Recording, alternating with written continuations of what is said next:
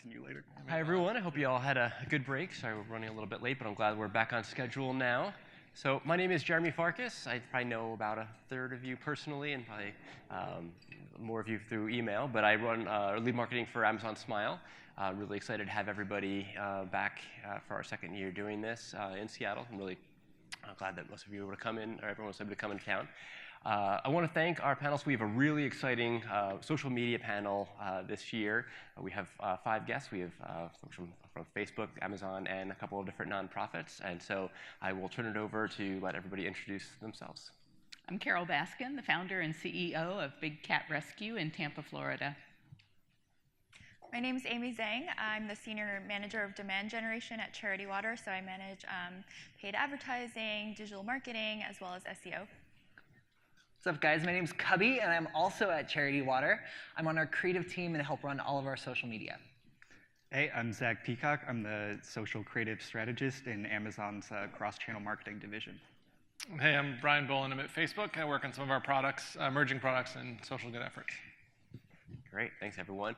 So the way we'll run this session, just so everyone knows, is I have a couple of questions that we'll kind of use to kick things off, and we'll have a little bit of a conversation, and then we're going to leave plenty of time for Q&A, for audience Q&A, especially since we didn't have time in the last session. There are, I believe, 3 microphones. There's 1, 2, and 3 over there. So after a couple sessions in a couple minutes, I'll invite people to head up to the microphones if you have any questions, and we can just take questions from the audience. But in the meantime, I will kick things off. So the very first question is to discuss the type of strategies that you use to keep audiences engaged. Are there types of content that you find resonate better or worse than other types of content? And we'll start things off with Cubby, and then have other folks jump in. It's a great question. I think people really crave connection, and I think that's something that's really special about social media is that it enables us to connect with people around the world. And I think it's really easy to forget that there's like a human on the other side of every single like and comment and interaction. And so for us, we always kind of look at it through that lens. And the way that people connect with one another is really through stories. So whenever we're talking about content and the things that we're sharing on social media, we're always like looking through it through the lens of stories. Stories are what people remember. Like I think about Brian's presentation just a moment ago and these powerful stories that so many of you are sitting on, and that your communities and the people that support your organizations are like craving. Like they want to hear those stories and they want to connect with the impact of the work. And so just thinking about those different like examples and like the Hurricane Harvey example of like Precious and making that phone call, like all of us in this room like remember that. And but I think like numbers are really numbing. People don't necessarily respond to stories and not necessarily statistics. So I think that we often think about that whenever we're talking about stories and connection and because stories are what people remember. Great. Any other thoughts on that? Well, I think one of the wonderful things about stories is when you're telling your story, everybody out there has their story to tell you back. Yeah. And that's one of the most important things that we can do is respond to their stories and let them know that we care about them, because that's what they care about, is knowing that we care about them. Yeah. Excellent. Great. Second question, we'll start off with Zach. So Zach, do you have any cool tips or any suggestions for attracting more followers who might care about a nonprofit's work? Yeah, sure. I think it's less so about what you do and more so how you do it. Because in like, the kind of media landscape and news landscape we have today, there's so much noise out there, and how Amazon likes to think about things is, we don't put things up and expect people to care about them just because we're Amazon. Social media is the customer space, so we need to compete there on their rules. And so it's like, how do we rise above the noise and make a real human connection? Because we're competing against people's best friends, their family members, a cat video, some news story of the day. So, the brand is going to be very low there in terms of like what is prioritized in the customer's field of view. So, yeah, trying to, I guess, rise above the noise and form a real human connection from a place of humility, I guess, is how we like to think about things. Yeah, and I think people like to feel that they can relate to the people in the stories, whether it's a little girl who reminds someone of their daughter, or the story of like a 15-year-old who is the president of a local committee. I think people like to feel that they could be the person in the story and then kind of be a part of it in that way. And so I think that's how things kind of go viral or are shareable, because people can relate. Yeah, definitely. Definitely gotta be on the lookout for those kind of conversation moments that make sense for you to enter, or may make sense for you to start your own. I used to manage the main Amazon handles here too, and for a while we were focused on posting unique products in something. And I was at a friend's house the week before. We were just sitting there on a Sunday building a puzzle, and then I came across this product that I was like, oh, there's this thing you put over a table so it saves your puzzle for later. And I was like, I bet there are a lot of other people who love puzzles who could use something like this. And recognizing I didn't know this exists and that people like puzzles. So it's a post that drove a ton of engagements just from grabbing the image from the product site. So we received tons and tons of comments of people just tagging people who also like puzzles. So it's just it doesn't always take very much to start these conversations. Yeah. And that's so interesting, because I think we'll often talk about how the content you create is the audience that you attract. I think about your organization that works with cats. You're gonna what you put out is often the people that you're going to connect with, and those people are often connected with more people that are just like them. If you look at all of your friends, often on Facebook, they're very similar to you, and if you like a lot of the same things, whether that's a TV show or a certain kind of animal, or you're often engaging in the same types of things. And so, I think consistency in the content that you put out is you're going to attract more people that are like that person. Yeah. And I'd say over the 9 years I've been at Facebook, there's been an interesting shift from this maniacal obsession of follower count, where I don't care if it was a CEO of any large organization or your organizations, people were like, what's our follower count this week? And the board deck would be our followers are up to 9 million followers. And it was volume of followers. There was this magic that happened by getting people to click this follow button or this like button, and then it was the world would be changed. But what we really started to see was that people were just getting things out there to get people to click like on stuff, and the quality of the followers was low. And so I'd say, building on and resonating with what they're saying resonates with me is the fact that these stories and the connections that you make matter. They're not a metric, a number, a follower just to have some reach or something, but people who actually care about the organizations, the stories, et cetera. It's that high quality connection that's the most important thing, and to everything that these guys are sharing helps to do that, right? To actually tell your story in a way that's not trying to trick somebody to like something or follow something, but to do it because they actually care. Yeah. And I think, the good thing about being in this sector is that with nonprofits, luckily, you're at the front line of so many great stories. So it's just a matter of harnessing that and putting that in a way that resonates on social.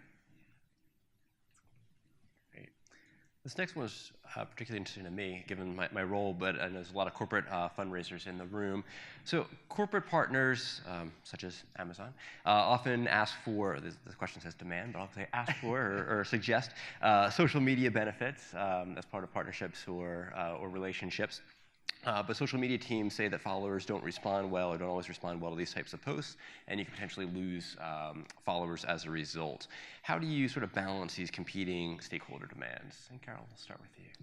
We use the 80-20 rule. So 80% of the posts that we put out there are things that are entirely to entertain and engage and share beautiful images of the cats, beautiful videos of the cats running and playing and doing crazy things. All of those things are a way of getting people to care enough about our organization so that when we do have an ask, whether it's a contest or we're asking them to buy something or to donate, that 20% of asks that we put out there then receive a great response because of the fact that we've given them so much great content. What I'm finding is through the live videos that we do, that has been the largest way of getting people engaged with what we're doing, because the whole time I'm walking around the sanctuary and telling them about the different cats, they're seeing those cats and learning their stories so that they want to support them whenever we come to them asking for money or asking for help with legislation. Yeah. And I think, like, for us, we often, like, everything we do is about a celebration. Like, we want to celebrate people's impact, and I think that that's what we like to do with our social channels, is being able to celebrate the impact that our supporters are helping make every single day. And whether that's a fundraiser or a corporate partner, being able to celebrate something to that community, I think that's what elicits the best response, where it's not necessarily like, here's this thing that you can buy that supports charity water, but being able to, Amazon Smile is a great example because they're this historical partner that has incredible impact. And so being able to celebrate how many people have been impacted by the work and their support just makes it so much easier to talk about it. So I think that whenever we're working really closely with, like, our corporate partnerships team, we're always thinking about, like, man, how can we celebrate the impact of this, where it's not just a number, it's not a dollar amount of how much is being given, but it's people being served. I think is really good. Yeah, people are perceptive. They're smart. Like, they know the messages that they're getting from you, and they know why they're getting them, right? So, like, think about a TV commercial. This is a crazy shift. Think about a TV commercial. If you don't like a TV commercial, how do you give feedback on it? Change the channel. Change the channel. It's your best bet. You have no relationship with the TV channel, and, like, you have no relationship with that, right? But two things have fundamentally shifted with the channels that are social and mobile. One, mobile's a very, like, personal device. It's close to you, so your expectations are higher. You don't like to have things on your one screen that you can't ignore that don't really connect with you. And two, you can now give feedback. You can comment. You can X things out. You can really start to actually participate in a conversation that's different. So that just fundamentally creates a different relationship between people, their expectations, and the organizations, whether they're profit or nonprofit, who are interacting with them. And to the first point that Carole made, having a relationship of content, which is what she's talking about building, which is like stories and what's going on and whatnot, and then occasionally saying, support us. People are fine. They understand the exchange there. They know what's going on, and they don't feel like they're being messaged to. They feel like they are in a relationship and conversation. And that's just such a fundamental shift with the way that media consumption has changed, that you and like every consumer, because you're both consumers and you're both in your job, the consumer side of you has unprecedented control over the media, the messages that you see, and the ways that you can give feedback to it. Like, that's a generational shift. Great, thank you. So I'll ask one more question, and then we'll open it up to the audience. So if people, as I'm asking this and getting the answers, if people want to start making their way to the microphone, if you have questions, feel free to start lining up. But the next question I'll ask is, if you could only choose one social media channel for a cause campaign, which would it be and why? We'll start with Amy. Yeah, I mean, I feel like there's a semi-obvious answer, which we've all kind of been talking about, but I mean, it's true. So I think Facebook really has been kind of that platform for us in many different ways. So I think it's about the people that you're able to reach. I think it's also just about kind of people's behaviors as they're scrolling through their news feeds, whether it's on Facebook or even Instagram. I think people are there to get something that either entertains or makes them feel good, or is something that their friend is sharing about them, so feeling that connection with other people. So I think it's just a natural way to share about your mission and not have it be kind of forcing the conversation. It feels a little bit more organic in that way. And so, if you have a video that you want to share about your mission, it's a little bit easier to kind of get into that conversation on a platform like Facebook, because people are already in that kind of mode of browsing, of wanting to consume stories and share content. So I mean, it's a semi-obvious answer, but I do think that that's kind of where the conversations are happening. Yeah. Yeah, and I think that going to your point of like just behaviors, like people use each platform so differently. And I think about like how people like use Facebook. Facebook is a beast. Like there's so many different ways that you can use it, but I think for the most part, people use it, it's a place where they connect with friends and family. And that's something that's so powerful that I think is really important for us to all think about tapping into is like, nonprofits have a really bad reputation of like, people don't trust like nonprofits. Like they don't trust where their money goes or how their money's spent. It's like 42% of Americans don't trust charities, and 70% of Americans think that charities misuse their donations. And if you think about like where you have the most trust, and for one, thinking about how you're building trust and transparency into everything that you're doing, and a way to do that is through sharing stories and connection to their impact. But also, like, who do you trust the most? Like, if you're learning about a nonprofit from a friend or family member, like, there's all of a sudden, like, a trust that goes along with it that is so valuable. And so I think that that's one thing that I think we've found, at least, is helping attribute to a lot of that success is like the way that users are really using Facebook is to connect with friends and family. And so for them to be able to learn about your nonprofit in this place, it just like there's a new level of trust that's there, which is really exciting. Cubby nailed it with trust because we go live every single day, and it's sometimes for an hour at a time walking around. I take people into our emergency room where Kat may have come in injured or needs medical care, and they get to see in real time what's happening. And so they know if we're showing them everything behind the scenes that they can trust us on just about anything else because they've seen everything that happens.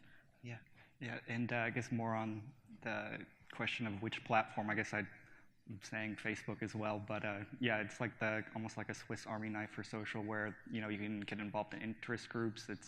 You can post a video or live stream. So just kind of that variety of tools that then to where you can also do like event coordinating and then these donation buttons we've been hearing about. So just having access to that kind of variety and all in one place, I think is pretty powerful. And it's all happening like on the platform. Yeah. Like I think that's a big challenge that we all face is like, how do we get people to click? Like how do we get people to like take an action, get to our site, like make a donation, fundraise? Like there's all of these things, but like for people to be empowered with the opportunity to like do it right on the platform it's really exciting. Awesome. Yeah, I do think one interesting thing I have seen is the way that this room, like leaders of organizations, use Twitter. So I've been fascinated to see that a lot of the conversation and idea sharing seems to happen in the Twitter sphere. I don't even know if that's a word, but like on Twitter, it seems like a lot of like the CEO to CEO and like thought leaders in this space seem to have like a very strong like microcosm there that has some really interesting engagement and stuff. All right, take our first question from the audience. Mic one there. So on that question of trust and everything, how do you get people who have engaged and liked or donated to then share? I think that's the biggest hurdle because I, as a personal Facebook user, like and do all that kind of stuff. But when it comes to taking that step to share, I'm very selective because I don't want to overload my friends. So how do you encourage that to take that step further, that share? Anybody want to? I have thoughts, but you guys can. Yeah, I was just gonna say, like, along the Facebook lines, there's so many things that are now like built into the platform. Like when you create a fundraiser, it's now like telling all of your friends and family that you're fundraising for a cause. And I think that things like that, I think, are really exciting to see it actually being built into the platform. And because yeah, it's scary to fundraise and to ask people for money and to ask people to do something. And so it's exciting to see tools like that that are popping up in places like Facebook. But I also think like feelings are super shareable, and we always look at what we're sharing and the stories that we're telling through the lens of hope versus guilt. Something that we talk about a lot. We never want to guilt people into giving. Guilt really drives one-time donations, like it's great, but it's not something that you build loyalty or advocacy on. Like it's not something that people really, it's not a feeling that people like to share with their friends and family. But if you can inspire people with a story, like that's what's shareable, and that's what gets a lot of traction and builds loyalty and advocacy within, at least for us, that's what we found with our community. Go ahead. I think it depends on how I treat you. If I call you by name and I thank you for what you're doing and I make you feel like you are the most important person in our entire cause, of course you're going to share that with everybody you know, because you want your friends to be treated that way. Yeah, and in addition to kind of the long-term relationship building on positive emotion that Cubby was getting at, I guess like when you're going into making a post, I would be more focused on the long term, not just the one-off donations, but then is also kind of like someone who's like consistently engages is more likely to engage further. But also kind of being realistic that like a share is less likely than an engagement. I would call someone like commenting and tagging their friend to be about an equal win. But that also, like, just when you're going to create your content, it's like having in mind like how is the person on the other end going to receive this? Like, are they, say, signaling this is something I care about too? Is it like this represents me? Or I want to help, and kind of leveraging those emotions. Yeah, I'd say like sharing is like the diamond of the resources scarcity of Facebook, right? You've got like people are more willing to like, more willing to comment, then you kind of get to the tag comments and share thing where it's an endorsement that you're making, right? You're saying like this thing is good, like I am putting my name on top of this thing in a different way than liking. I think people have developed an understanding that liking is like, it's a lighter weight endorsement. You're like, yeah, it's cool, this post is cool, this organization is cool, but when you're like, hey, I want you to pay attention to this thing. Yeah. So I do think there's an important learning of like, how do you look at the things that people have shared in the past and what worked about that? People will try to game things. They'll be like if, share if. No, like that doesn't really like honor the users you guys were talking about. There is an okay thing of saying, hey, this message is important, and if this resonates with you, please share it.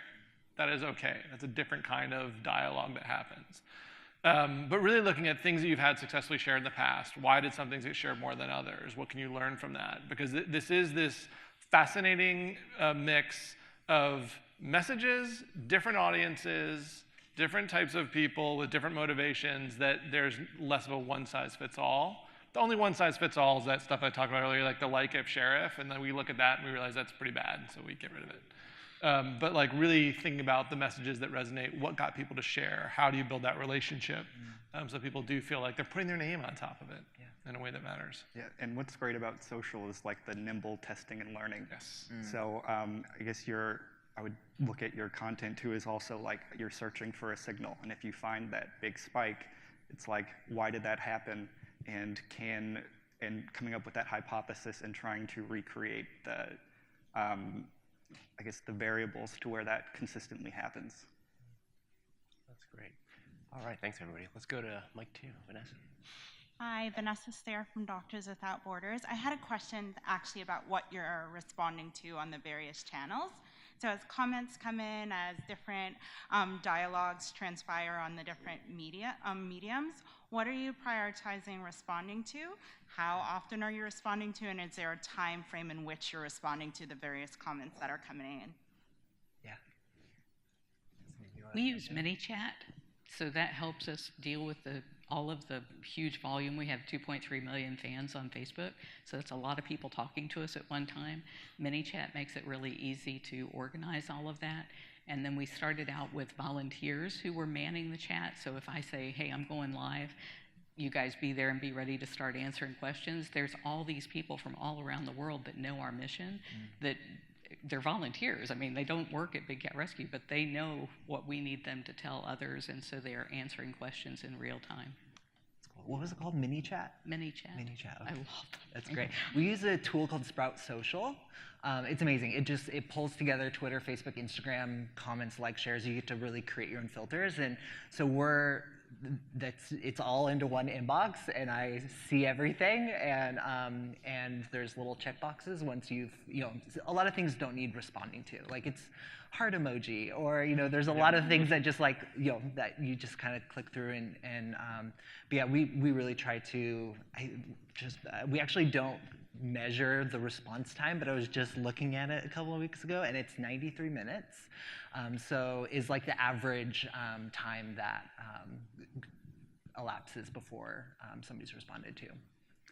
We use a tool called Sprinkler, but I think ours is probably a little bit different in that like a lot of our comments are like customer service comments. So like our CSA reps respond to those pretty nimbly, but it all comes through our tool Sprinkler that we also use for, say, like scheduling and across platforms and social listening and things of that nature. Yeah, and I'm sure you can like assign things. Yep. Yeah, so you can like assign like, oh, like could you respond to this? It's all kind of in platform, which is kind of nice if you're working with a team, or maybe you don't have the information, but there's like a stakeholder on each team that could jump in and answer questions. And we also try to do positive engagements as well to kind of make the customer feel good and kind of amplify whatever kind of positive sentiment and celebrate the customer, as you kind of put it earlier. Yeah, that's cool. Great. Thanks, everyone. Let's go to mic 3, and then we'll swing back around. Good morning, Jen Hoyer from the Nature Conservancy. I had a question about metrics and valuation, especially when you're engaging with outside partners, private sector, corporate partners, and you're looking at the value of the channels, just outside of kind of likes, and so I'm just curious about how you all approach that, putting a value number on the interactions that are coming through all your social platforms and how you report that back. I can speak about it from a paid digital perspective, which I think is the most straightforward. So, when you're spending money on paid social, I think it's really easy to kind of say, I've spent X dollars on this ad campaign and I generated X number of donations from it. That's like a very straightforward calculation. But then there's also, when you're thinking about other kind of actions that people can take, and also the longer term value, for example, of a recurring donor, obviously is going to be much higher value than someone who just donates once, and that's kind of the only engagement that they have. So I think something that we're always thinking about is how do we measure the lifetime value of a new donor, and how do we get smarter about predicting future actions that those people might take. So a lot of that is actually looking at past data and seeing kind of what people have done over time up until that point, and then using that to kind of project out.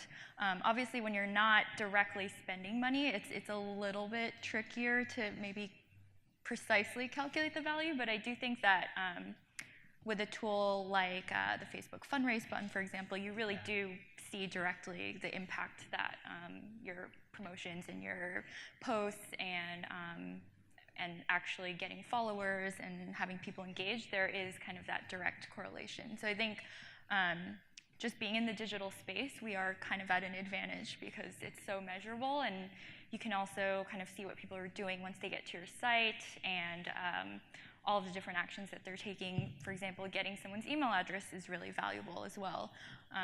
So yeah, I think it's kind of a mix of all of those different things.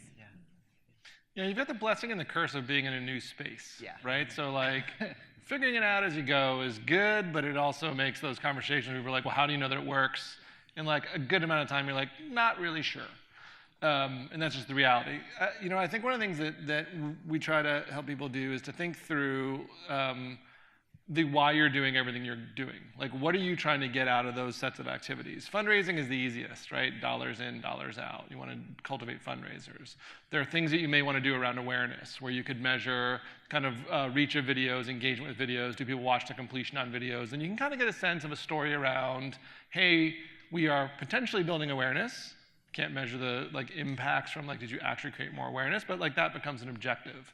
So really anchoring the things that you're doing and the objectives that you have, and then mapping out the activities back to those. Could be we want to have a group that cultivates donors and updates them on our progress. Then you can say here's what the group engagement looks like. Here's kind of the activity in the group, very focused on that outcome. if you don't have a good outcome that you can tie those activities back to, like paid or otherwise, just don't do them. Because like, yeah, you may post some things, yeah, you may get some activity, but that's time that you're burning, that's time that other people are having to spend. So I'd really focus on like, what do you think you can accomplish with the community, whether it's fundraising, whether it's community development, whether it's relationship development, and then try to tie those activities, whether it's groups, events, ads, fundraisers, pages, et cetera, back to those specific goals that matter to the organization. And there's not going to be like a single silver bullet, right, that's going to do it for you. And you know, especially with social, there are a few like unknowns that you can't necessarily measure, but we try to get as close as possible to that. And I think there's sometimes like an overreaction to those unknowns to where it's like, let's not invest in social at all. But if you were to ask someone, is awareness and like say positive conversation valuable, everyone would say yes. So I think it's a matter of like investing in it and, you know, pulling your other marketing levers, but also not over-investing or abandoning it. Yeah, and DR advertising has been like a blessing and a curse again. Like, super awesome, because like you can measure it. You know exactly what you're getting when you put it in, and then everyone expects every other kind of marketing message to be as accountable and measurable, and it's just not. We'll get there in digital. We've been working on it, like as a digital industry for awareness measurement and other metrics for like a decade. And I wouldn't say we're in great shape by any means. So it's like there are industry problems that I think are bigger and will take longer. Great, thank you. All right. Hi, Linda Mitchell with Mary's Place. And in the context of the conversation we were having about trust, how do you use paid social? You know, it always feels a little uncomfortable to me to have a touching story that has, you know, sponsored or, you know, on it. Does that, anyway, what is the mix of paid versus organic that you use to promote your organizations?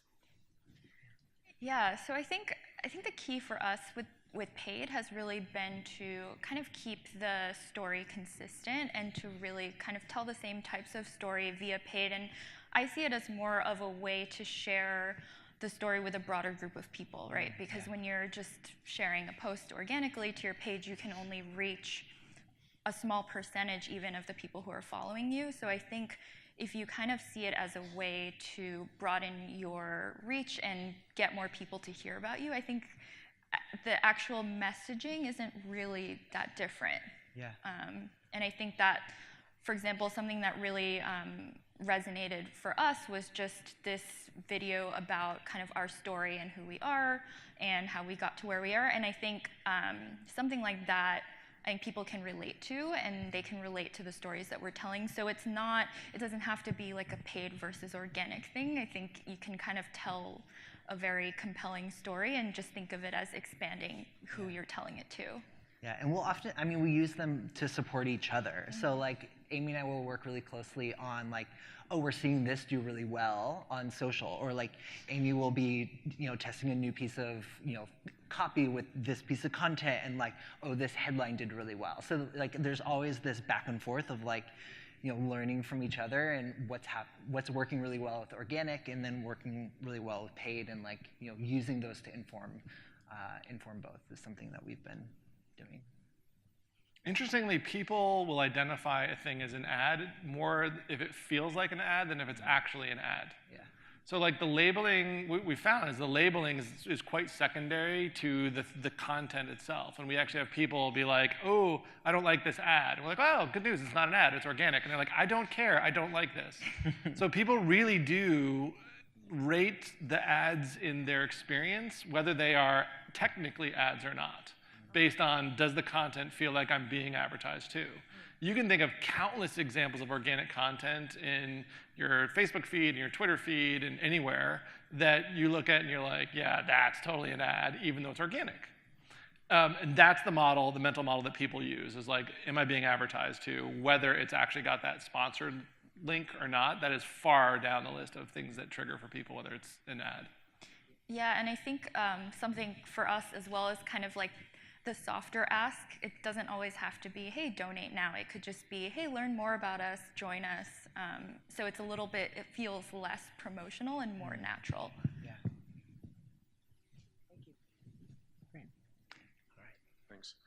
Hi, Brian. First off, I want to thank you for the donating the fundraise products. We love getting the checks every 2 weeks, so keep them coming. I did want to get to the question of, are there any plans to give nonprofits more information? We love we love getting the donations, but we don't have a chance to cultivate those donors. Sure. So an email would be great, or a way to get recurring gifts. So I want to ask you if that was in the future product. Yeah, that's a good question, and I'm not going to have an answer for you just because I don't know, but I'll take that personally back and follow up with it. We're very focused,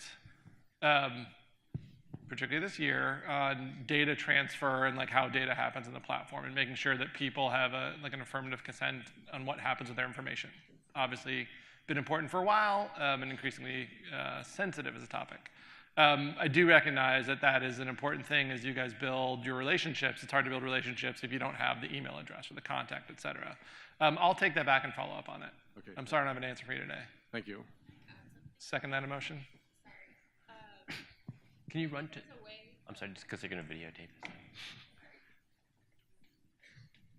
Really short too, so this is maybe there's a way to explain why sharing that information is important. So I think there is a button that's like, or a checkbox where you get to say, sure, share my information, but if you don't tell them why, then I feel like I should say it this way. If you tell them why, they might be more likely to click that button, so we can follow up with them and continue to build that relationship and engage them. Not just on Facebook, hopefully they're seeing our posts, but actually actively reinforcing the relationship that we built on Facebook. So. Yeah, I think that's totally reasonable. I'll take it back and follow up. I just don't know. And until that happens, you can be proactive about it. So what I tell people is, I really love the fact that you guys are giving in some of these ways that we can't track you, but know that we can't track you. So I can't thank you unless you sign up on our website and let me know that you were a donor. So you're giving them that opportunity to then come into your organization in another way. Great. Hi, I'm Russ Shoemaker. I'm with World Vision, and I'm wondering if you have best practices or strategies for using social media for engaging and attracting corporate sponsors or just corporate partners. Yeah, I mean, one of the things that we've started to see some traction on is that matching effort from corporate sponsors, is where they're already have an affinity with the organization. Then they get, it's great branding for them. The treatment in that donation unit that matching unit is very strong and representing them along with the cause. So it really gets a good corporate halo, which we know is important. Yeah. I'm sure there's other ideas that people have. Totally. So McKenna, I'm going to get these numbers wrong. But so what's crazy, and I think what's so exciting for corporate partners that we found, I think it's really important to look at who you're wanting to partner with and to look at similar audiences. So we think of who our charity water supporters are and what their demographic is and what essentially what their lookalikes are. What do they like? What are they into? And then thinking about approaching those brand partners in that sense of hey, we have a lot of people that that like us and like you, let's do something together. So I think that there's that angle. I also think that people are, corporate partners are always trying to connect with young people. It's a real struggle is how do we connect with millennials? How do we connect with Gen X, Y, Z? How do we connect with younger demographics? And McKenna, you can nod if I'm right and shake your head if it's wrong, but 90% of millennials are more likely to make a purchase from a brand that has purpose, that has a cause that they help support. And so for brands to be able to, for nonprofits to be able to be equipped with things like that when they're talking to brand partners, that it's man, young people are excited to buy something, and they're more likely to buy something from a corporate partner if there's some cause component to it. And so, so I think that those kinds of things are things that we'll often think about when we're talking with partners. And but yeah, I think really making sure that your what you stand for is also what they stand for. There's brand partners that we will that we won't partner with because they don't believe the same things that we believe, or that we don't have that shared ethos. But there's so many more out there that when you can find them, they're so much more valuable, because then your audience looks just like them.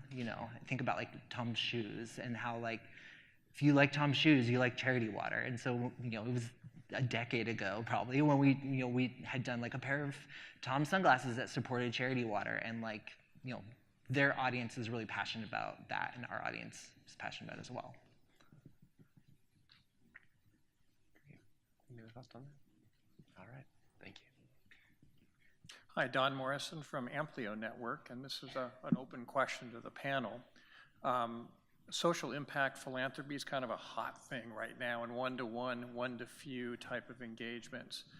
What I'm curious about is your ideas on bringing that down online to more of a scale engagement, where we have discrete problems, outcomes that are defined, measurements along the way, and milestones, and allow for feedback and drive recurring smaller investments through social communities, maybe moderated communities. What are your thoughts along that lines?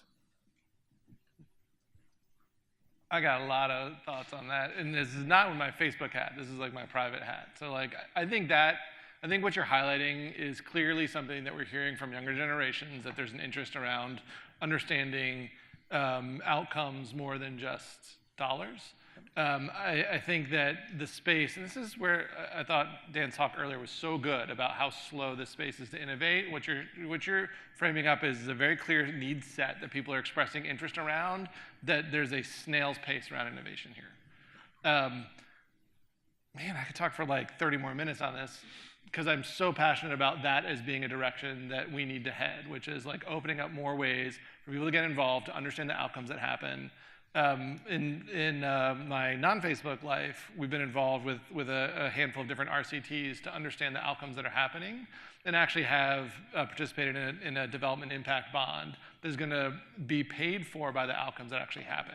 So like indexing on like real things that are measurable, that there's change in income in the villages that this program works with over those that don't, and like you can trigger it. I think it's going to be hard to get. I think it's going to take a startup type mentality in this space to have a platform that's created that does the Kiva but not Kiva thing, where you can actually have more of the measurement base that's attached to it, and the dollars that come in. But I do think I'm a little bit more optimistic than the presentation earlier, in that I do think that the trends, there's a growing momentum of individuals who want that to happen, and we just need to figure out how we can unlock the systems to enable that to happen at that individual level. I'd love to talk more about this. We'll follow up. Yeah, that'd be great. Super passionate. Fortunately, lunch is right after this, so maybe you guys can can connect. And speaking of which, let's take one more question. I do apologize, but we have like about a minute and a half left, so let's take one more question, and then we do have lunch right after this. And so hopefully our panelists will be sticking around, or at least some of them for sure, and you can try to waylay them for more questions. Hi, this is directed to Brian. You guys launched brand collabs, I think, last month, connecting creators with brands, which is awesome. I'm super happy to see you guys launching that product. Of course, and I'm from the Ad Council, by the way. So, of course, like our first thought was like, okay, when are they gonna like launch this for nonprofits and causes? Is that something, I know you're working in emerging products. Is that something you're starting to think about? Like, because we know, like Ad Council launched Creators for Good 3 years ago. We've already, we work with 75 creators, and creators want to support causes, and they want a really easy turnkey way to do that. So curious if you're thinking about that. I'm sure somebody's thinking about it. Whether it's like something that we're on track to do or not, I don't know. That's, again, I'll take both these kinds of things back seriously. And if you guys want to email me, I'm just btboland, btboland @fb.com. And like, we build this stuff and we take feedback seriously. So those ideas, both today, I'll take back with the teams and hopefully get to a better answer. But btboland @fb.com. Just don't post it on Twitter. Don't mind. Great. Well, I want to thank everybody on this panel so much, and thanks everybody for your great questions. It's a really exciting conference. And yeah. Great.